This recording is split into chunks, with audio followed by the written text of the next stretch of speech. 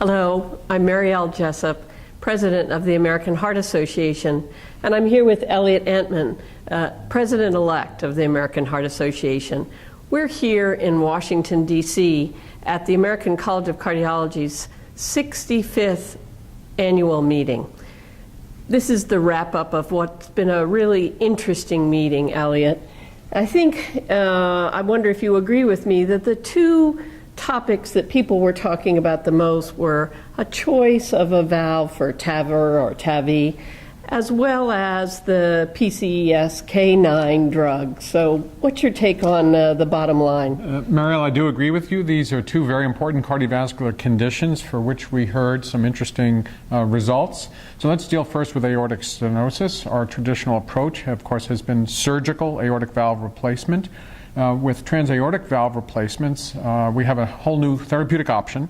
And the question is whether we should be focusing on a balloon expandable device or a self-expandable device. We heard the definitive report on the self-expanding device, and then we had a smaller trial result comparing the balloon expandable and self-expandable device. I think we can say that for sure we can have a degree of confidence that transaortic valve replacement is at least as effective as surgical aortic valve replacement, and that's a very important option for our elderly patients. The issue as to which valve comes out ahead is not yet settled. The CHOICE trial had a little bit of an edge for the balloon expandable one with respect to their primary endpoint, which really focused on device success. The other very serious condition, of course, is management of elevated cholesterol.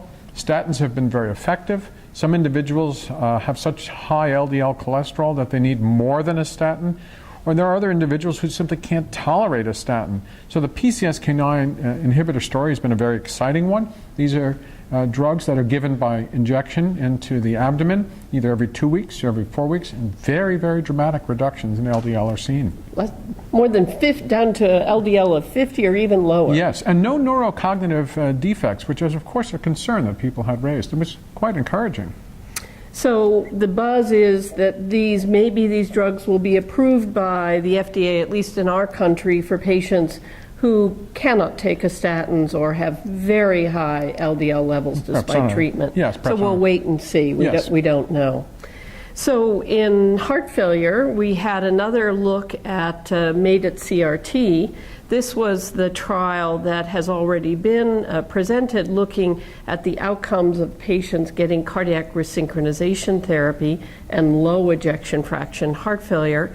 And we knew already that it improved symptoms, improved hospitalization rates, and improved the ejection fraction. This was a prolonged follow-up of patients, as well as about another 1,000 patients that were entered into the study as a second cohort. And they were followed up as long as 5 years, and we saw an improvement in survival in the patients that got CRT.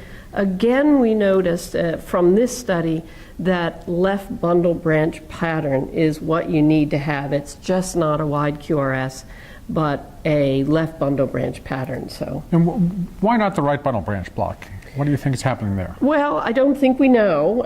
There was, last year we heard a study of patients even that had dysynchrony as measured by echocardiography, but not a wide QRS. They didn't benefit from CRT either. So there's something electrical that we have to... So left bundle branch block. Exactly. Now, Mariel, the other very serious chronic condition that we all deal with as physicians and particularly as cardiovascular specialists is hypertension. And I know you've talked about how that is often something that leads ultimately into heart failure. And there was this buzz about the renal denervation therapy and Simplicity Hypertension 3. What was your take on that? So it was a shock. The Simplicity trial was negative. It was a randomized trial.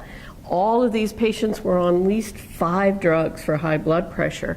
And it was surprising to the community and surprising to us that there was no difference between those that had received the renal denervation. Remember, in this study, both groups of patients actually had an intervention. One was a sham and one was the actual surgery. So it was a daring study and kind of gives proof to the mandate that we really have a clear and blinded patient population. Yeah, so the sham control here was very important.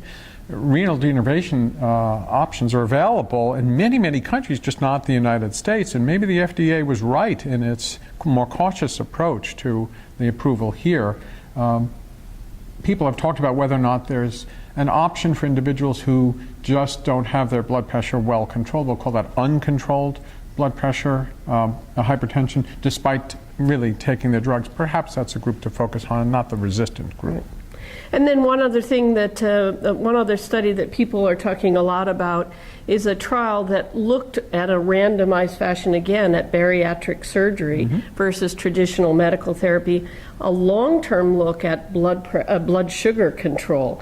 Glycemic control was much better, significantly better, and sustained in the group of patients that had bariatric surgery. The Stampede trial. Yes, exactly. So it's been an interesting meeting, and there are a lot of things that will directly impact on patients that we're considering for some of these newer options, including bariatric surgery, made at CRT, and using cardiac resynchronization therapy, and always worrying about our patient's blood pressure.